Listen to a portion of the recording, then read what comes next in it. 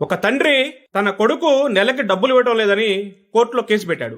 Judge గారు ఆ కొడుకుని కోర్టుకి పిలిపించి, ఏంటయ్యా మీ నాన్నకి నెలకి డబ్బులు ఇవ్వడం లేదని ఆ అబ్బాయిని అడిగాడు. అప్పుడు ఆ కొడుకు సమాధానం ఇస్తాడు, మా తండ్రి గారు ప్రభుత్వ ఉద్యోగి, ఆయనకి నెల నెల పెన్షన్ వస్తుంది, అదిగాక ఆయన అకౌంట్లో చాలా డబ్బులున్నాయి, మా నాన్న దగ్గర ఇంత డబ్బులున్నా నా మీద కేసు ఎందుకు పెట్టాడో నాకు అర్థం కావట్లేదని ఆ కొడుకు జడ్జి గారితో అంటాడు.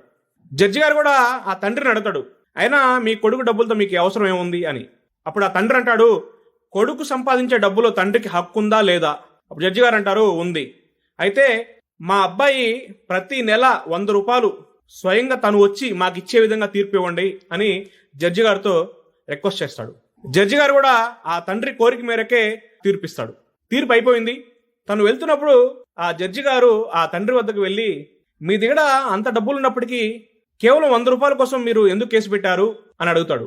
అప్పుడు ఆ తండ్రి అంటాడు, మాకున్నది ఒకే ఒక కొడుకు, మీరిచ్చే తీర్పు కారణంగా అయినా మా కొడుకు మా వద్దకు నెలకొకసారైనా వస్తాడు, వచ్చినప్పుడు అతను మేము కల్లారా చూడవచ్చు, ఎందుకంటే వాళ్ళ అమ్మకి వాడంటే చాలా ప్రాణం, కనీసం ఆ వంకుతో అయినా తను చూడవచ్చని ఇలా అడిగానంటాడు.